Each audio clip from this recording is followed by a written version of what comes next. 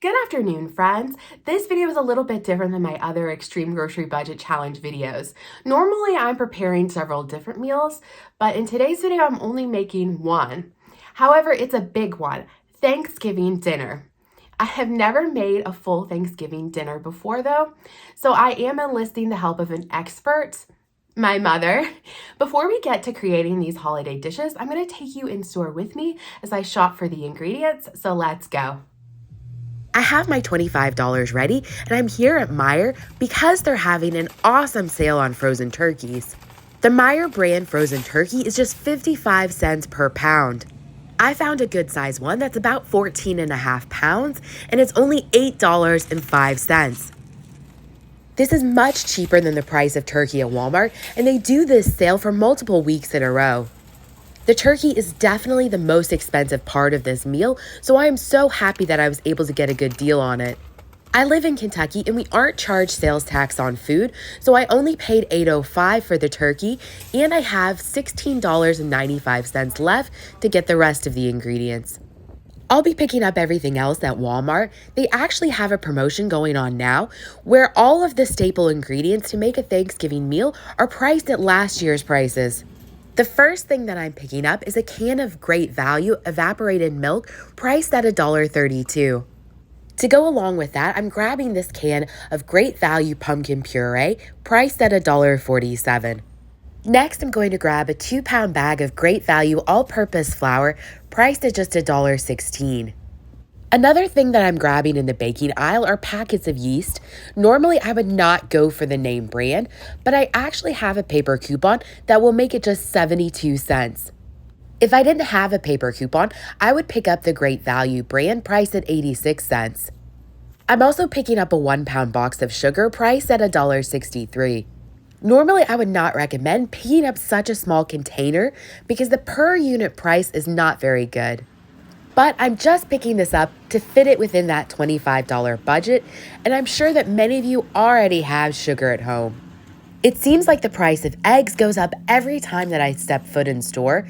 This half a dozen eggs is priced at $1.23.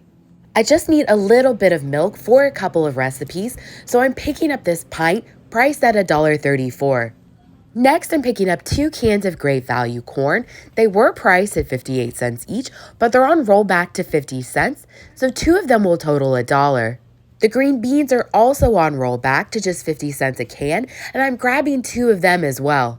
I think that these must be a part of that promotion on Thanksgiving staples. Another item that's probably a part of that promotion is this box of Great Value chicken-flavored stuffing. It's priced at just 88 cents. Next, I'm picking up a 1-pound box of Imperial margarine. It's priced at $1.48. I wish that I could pick up real butter instead, but it's a whole $3 more expensive. Next, I'm picking up a 12-ounce bag of cranberries. They're priced at just $1.50.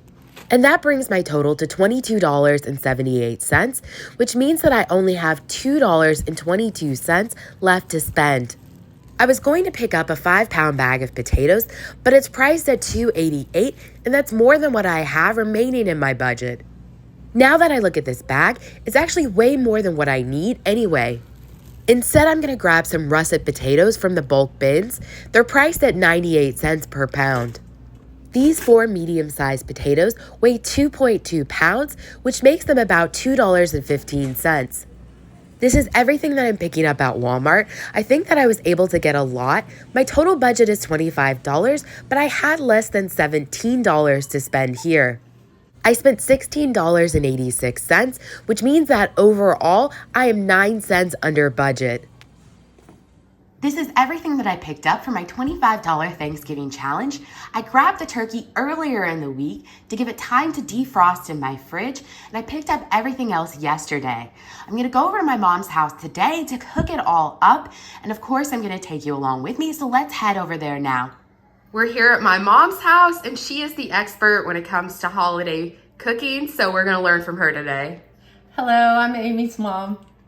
First thing that we're gonna do is make dinner rolls. The type of rolls that we're making, you can make the day before and then bake the day of, and this will save you time and also space in your oven. The recipe that we're using is the brown and serve rolls recipe in the Betty Crocker cookbook. Okay, the first thing we're going to do with our rolls is make our yeast. And so I've got 3/4 cup of warm water, and I just cheat and use warm from my tap because it's really warm. And the way you can test it is just warm to the touch. And then I'm going to add my yeast to it. And my mom used to tell me to put a teaspoon of sugar in there, and that just feeds the yeast while it's rising. Okay, we are going to put 3/4 cup of milk into a saucepan and scald it. That means bring it to the point that it's almost boiling, and then take it off the heat and let it cool down to finger touch temperature. Okay, so we're scalding it, and you can see it's starting to steam up. So I'm just going to turn it off and take it off. Okay, our milk is scalded and our yeast is nice and frothy. And so we're going to add the ingredients now. 2.5 cups flour. It says 2.5 cup of salt, but I never use that much salt. So I'm going to add 1.5 teaspoons of salt. And then 1/4 cup of, we're using margarine today. And our scalded milk. And then our yeast. Also 1/4 cup of sugar. There we go. So now we're going to put it on the blender to knead it. Okay, I'm going to use some of the margarine to grease my bowl. And typically we would use shortening in this recipe, but margarine is just cheaper, so that's what we're using today, and it will work. Okay, so we can add up to 2 more cups of flour into our dough now. So we're going to let it absorb the extra flour and maybe scrape it once or twice during the process. See how it's balling up, and so that means you've got enough flour in it, and we have a little bit more left for kneading. Okay, I poured out a little bit of the extra flour, and I'm going to put my dough ball here and knead it a little bit more flour on top, and I'm just going to knead it for a little bit, a few minutes. How long have you been making these rolls? Oh, for decades. So this is just perfect. So I'm going to take this, put it in my greased bowl, and turn it grease side up too. And then I'm going to put it in a warm place to rise for about 1.5 hours. The dough for the rolls has risen, and now we're spraying down this muffin tin, and we're going to put the dough in here. Okay, so the dough has doubled, and now we're going to press it down and use a little bit of flour on the countertop.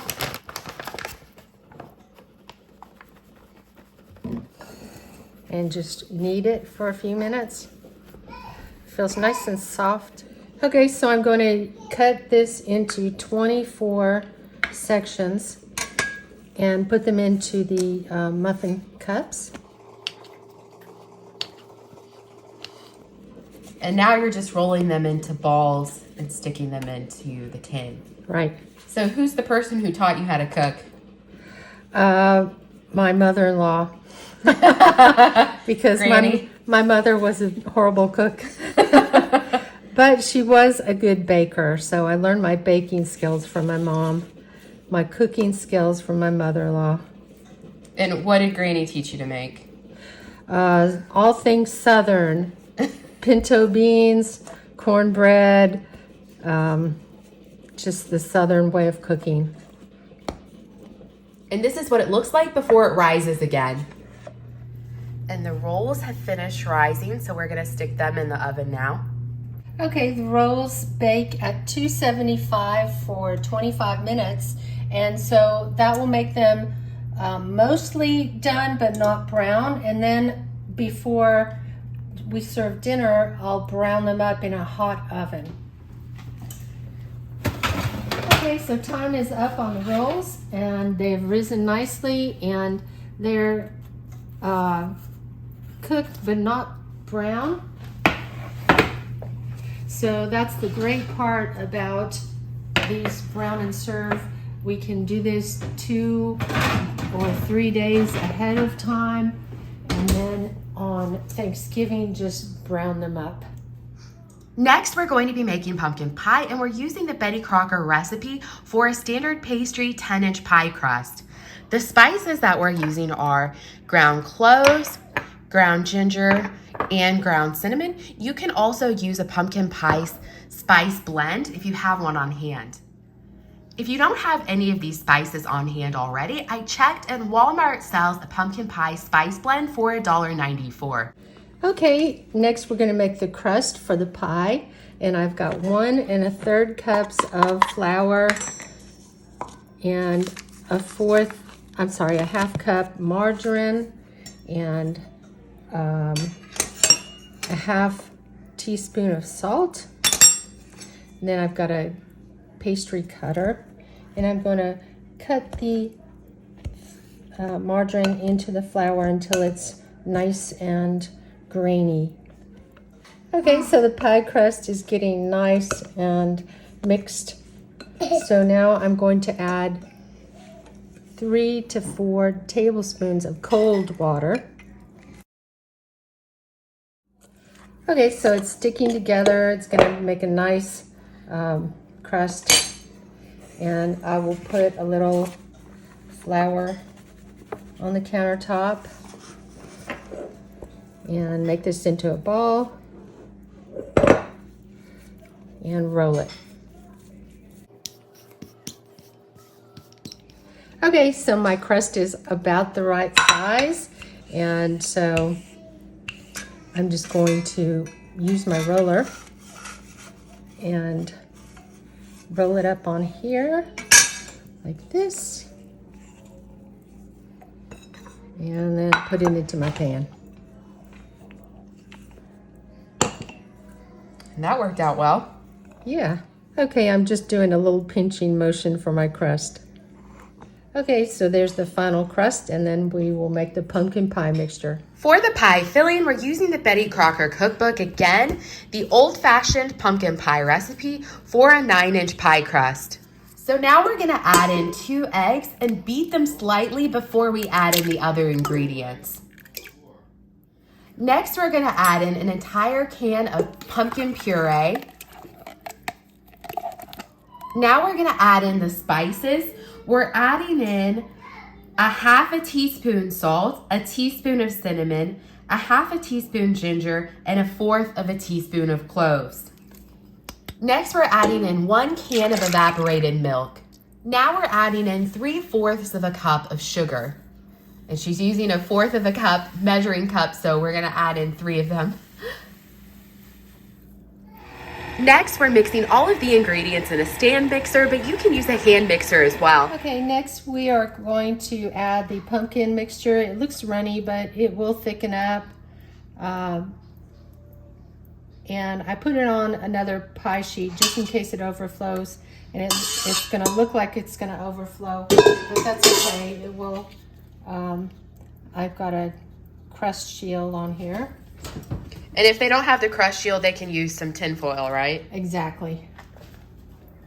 And it's on 425, and you're gonna bake it for about 15 minutes? Yes. Now we turn the temperature down to 350, and we're gonna keep the pie in the oven for 45 more minutes.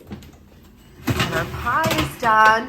She removed the pie cover and put it back in for a few more minutes. Okay, you know the pie is finished when you put a knife in the center and it comes out clean like that. So that means it's done. We've decided to boil the remaining eggs that we have and make deviled eggs as an appetizer. Okay, making deviled eggs with the eggs that you have left over. And I'm just cutting it in half and putting the yolks in a bowl. Okay, so I've got the yolks in this bowl, and I'm just going to beat them up with a fork. If I had like a whole dozen, I would just use a food processor or blender. Okay, for just 4 eggs, I'm not sure how much mustard, but I like to be generous on my spices, so about 1/3 of a teaspoon of mustard. Can you substitute like yellow mustard if you don't have ground mustard? I think some people do, but I use the ground mustard. And then some mayonnaise until it's nice and fluffy texture. Okay, so this mixture of mayonnaise, mustard, and egg yolks looks really good. And then you just fill the eggs, halves. And then when you're finished, sprinkle with paprika. If I have a lot that I'm making, I'll use a freezer bag and pipe it in. That's a good idea. It looks good. Okay, and give it a sprinkle of paprika. Okay, when your turkey's thawed out, then you take the insides out, and I have a neck. Oftentimes you'll have the kidney and other organs. Take them out, and then we give it a good washing in cold water. Okay, I've washed the bird, and when you do this, make sure that you get the pouch from the front and from the back.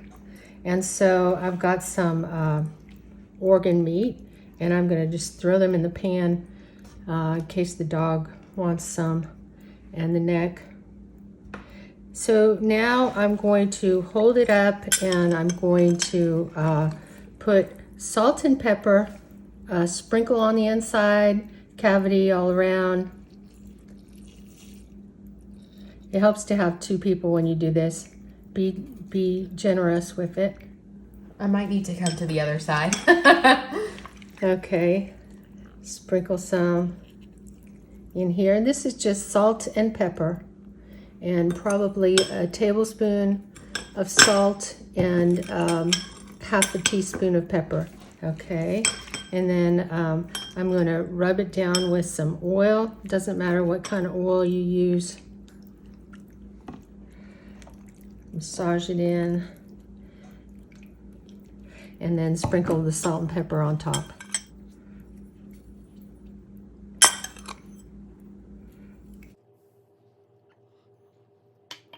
All right, so now I'm going to transfer it to my pan, and if you don't have a roasting pan, just any flat pan will work. And you leave the plastic part on? This? That part. Okay, so the plastic part stays, and you tuck the legs into it like that. All right, all ready to go in the oven. This is the timer, so when it's completely done on the inside, it'll pop up. Oh, cool. Your cooking instructions for turkey will vary by the weight of your turkey, and normally they will have instructions on the package around the turkey. So just refer to that. For ours, we're going to be cooking it for about 3.5 hours at 325.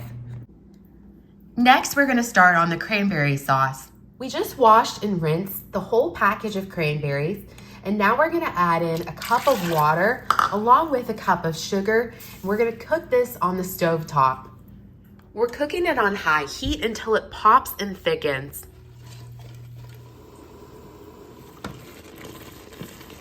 Looks like it's done. This is what it looks like done. It's nice and thick, and we're actually going to cover it and stick it in the fridge and serve it cold later.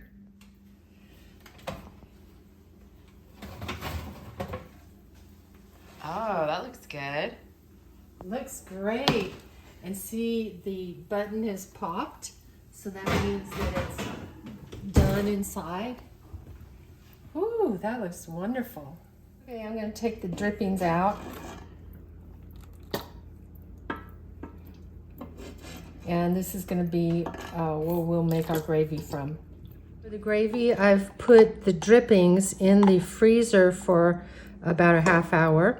And the grease has come to the top, so I'm just going to take that off. If I left it in there longer, it would get actually hard and be easier to pick it off. But so that's what I have left. I'm going to put that in the pot. I've got the drippings and the salt and pepper and 1 cup of water, and I've got about a heaping tablespoon of flour in a little bit of water, and I'm going to add that. Okay, you know it's ready when it's thickened up. It's getting closer to dinner time, so I'm gonna cut up my potatoes for mashed potatoes. I'm gonna boil the potatoes until they become soft.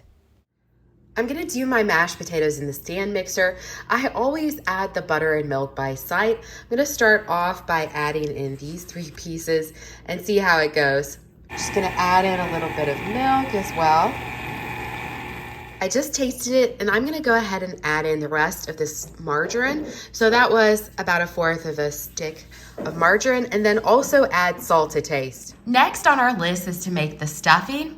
Now I know that this might be a controversial choice, going with the box mix, but if we were going to make our own bread to then make homemade stuffing from, we would have had to have bought a bigger bag of flour. As you can see, we don't have a lot left. And so we decided to just put that money towards the mix because it has all of the seasonings in it already as well. And we have a lot going on. So this just makes it easy on ourselves the day of because it cooks so quickly. I'm melting 1/4 of a cup of margarine and added in 1.5 cups of water. Now that the water and margarine are boiling, I'm gonna add in the chicken stuffing kit. I'm gonna stir it in and remove it from heat. It's almost go time, so I'm fluffing up the stuffing, and I also put the rolls in the oven for 5 more minutes. And here's our Thanksgiving spread. We have the brown and serve rolls, our turkey, gravy, mashed potatoes, cranberry sauce. We have deviled eggs, green beans, corn, pumpkin pie, and stuffing. We invited some people over, and this meal served 6 adults. I forgot to take a video of what my plate looked like, but I did take a picture, and this is what I ate. Everyone enjoyed the meal, and they went home full. Several people went back for seconds. Here's what was left over after dinner. We probably could have served another couple of people. The only thing that we ran out of completely was deviled eggs. These are the ingredients that I purchased that we have left over after the end of the challenge. And here are the leftovers that we have after the meal was over. I also want to mention that you can take your turkey carcass and create some homemade broth from it. I hope that you enjoyed this video. If you did, don't forget to give it a thumbs up and subscribe to my channel if you haven't already. And let me know in the comments below if you would like for me to do a Christmas dinner budget challenge. And as always, thank you for watching. Check out my Instagram and TikTok. They are both at Amy Way to Save.